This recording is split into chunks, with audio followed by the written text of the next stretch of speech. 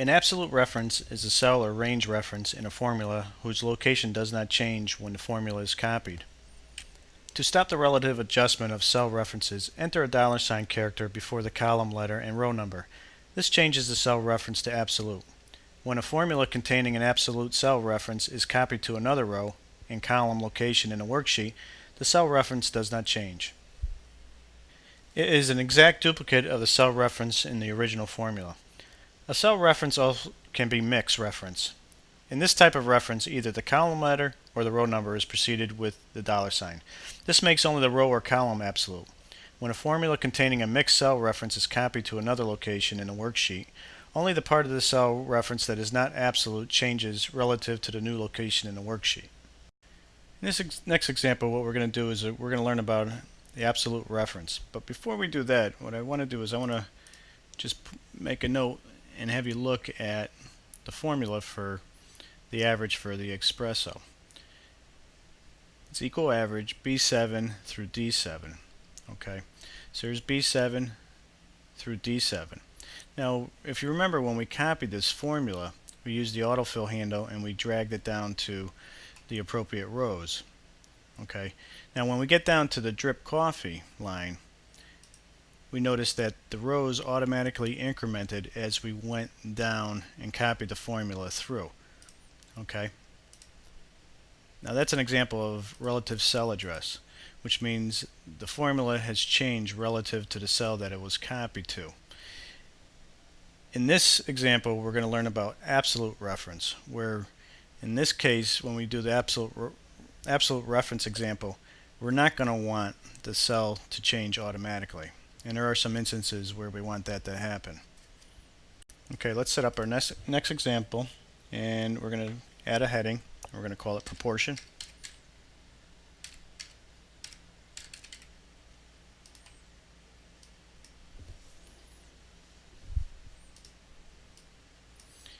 And what we want to do here is we want to compare what percentage of the espresso matches up against the total sales.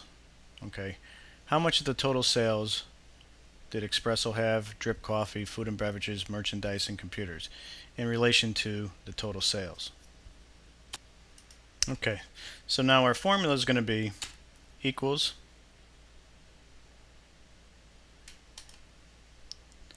E7 divided by E12. And hit the check, and it comes out to this value. Now watch what happens when I copy this formula down to the rest of the cells below it. Looks a mess. Okay, let's look at G8. Now because we didn't put in an absolute cell reference, what it's still trying to do is it's trying to adjust the cell relatively. So if we look at this formula, it's trying to calculate E8, which is correct, divided by E13. Because it's relative, it jumps down to the next cell. But that's not what we want.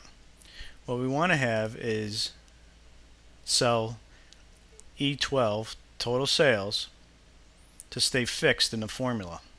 And the only way to do that is to put the $ and make it an absolute cell address. So what we got to do is put $ before the column reference and a $ in front of the row reference. Hit the green or the enter check, and then now when we copy it down, let's look at the cell formula. E8 divided by E12, E9 divided by E12, so it stays fixed on the total sales. It's an absolute cell reference to total sales. And now that our formula is correct, we can now format the values. We can give it a percentage style, and we can increase the decimal places. Freezing panes prevents the data in the pane from scrolling as you move to different areas in the worksheet. You can freeze the information in the top and left panes of the windows only. This feature is most useful when your worksheet is organized using row and column headings. It allows you to keep the titles on the top and left edge of your worksheet in view as you scroll horizontally and vertically through the worksheet data. It's very important to understand when you want to freeze panes is where your active cell is. Where is your cell located? Okay, right now my active cell is in H12. If that's where you want to freeze the panes, that's fine. But in this case, what we want to do is we want to freeze the panes so our headings don't scroll at the top or to the left. Okay, we want to hold firm our sales descriptions and our monthly descriptions. So freezing panes here isn't going to do us any good. When we choose our cell location and we choose freeze panes, what happens is here's my location. Everything's going to freeze above it and to the left of it. Okay, so if our goal is to freeze up our headings and our descriptive headings of our products, then this is where we want to be. So we make sure we're in our View tab. We go down to Freeze Pane and we choose Freeze Panes. Keep rows and columns visible while the rest of the worksheet scrolls based on your current selection, which is where our cell location is. Click on that and we see that the thin black line, that's everything above that thin black line is going to be frozen. Everything to the left of that thin black line is going to be frozen.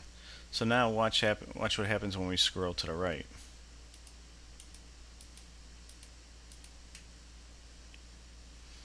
Our descriptive headings stay firm, but our data shifts over.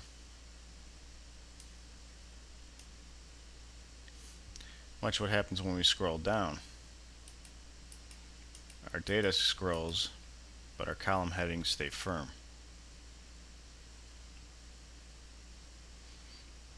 To unfreeze, we come up to Freeze Panes, drop down, and choose Unfreeze Panes. Watch what happens without the freeze panes. If we scroll to the right,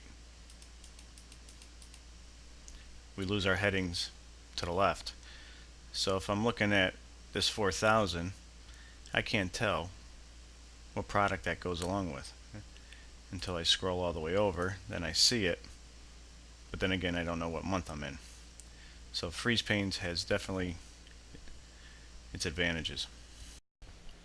The split window feature allows you to divide a worksheet window into sections, making it easier to view different parts of the worksheet at the same time. The sections of the window, called panes, consists of any number of columns or rows along the top or left edge of the window. You can divide the worksheet into two panes, either horizontally or vertically, or into four panes if you split the window both vertically and horizontally. Each pane can be scrolled independently to display different areas of the worksheet. When split vertically, the panes scroll together when you scroll vertically, but scroll independently when you scroll horizontally. Horizontal panes scroll together when you scroll horizontally, but independently when you scroll vertically. Panes are most useful for viewing a worksheet that consists of different areas or sections. Creating panes allows you to display the different sections of the worksheet into separate panes, and then to quickly switch between panes to access the data in different sections without having to repeatedly scroll to the areas. In this example, I'm going to show you the horizontal and vertical split. As I take my mouse, go up to the top of the scroll bar, there's a little box. It looks like it has a little minus symbol in it.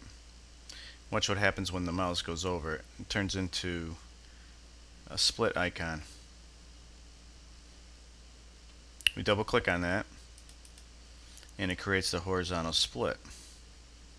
And as I move my mouse over that bar, I have the bidirectional split icon. I can click, hold, and drag and reposition on how much the screen will split based on where I position it. So now I could look at the top of my workbook and also be able to see the bottom of the workbook all on one screen. Each window is independently created. It's the same one workbook, but they have two independent windows and two independent scroll features.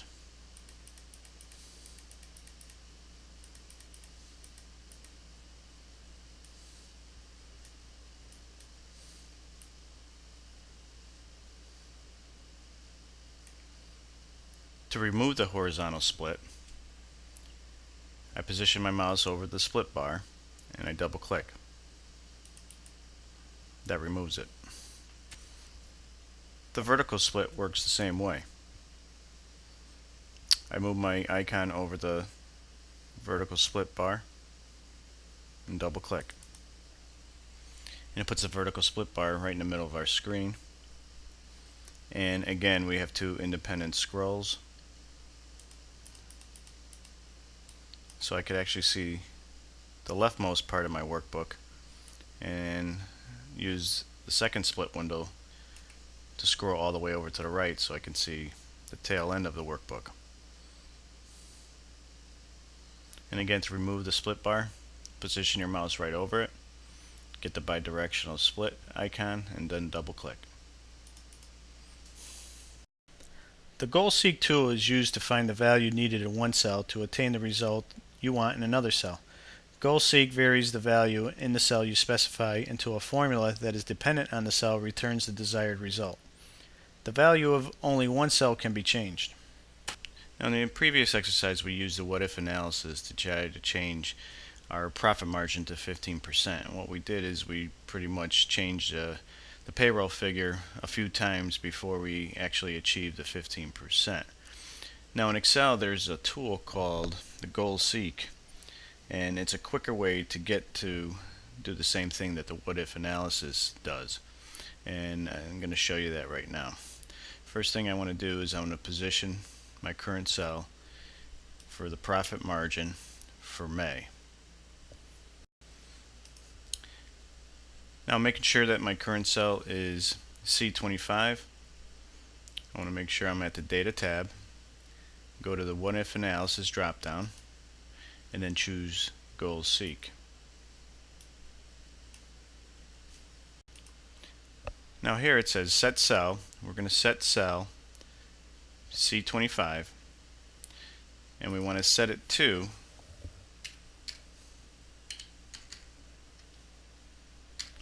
15%. And what cell do we want to change to try to achieve that 15%? Well, we're going to do the same example. We're going to change the payroll figure for May. So I put my current cell, my cursor position in by changing cell, and I'm going to choose C16.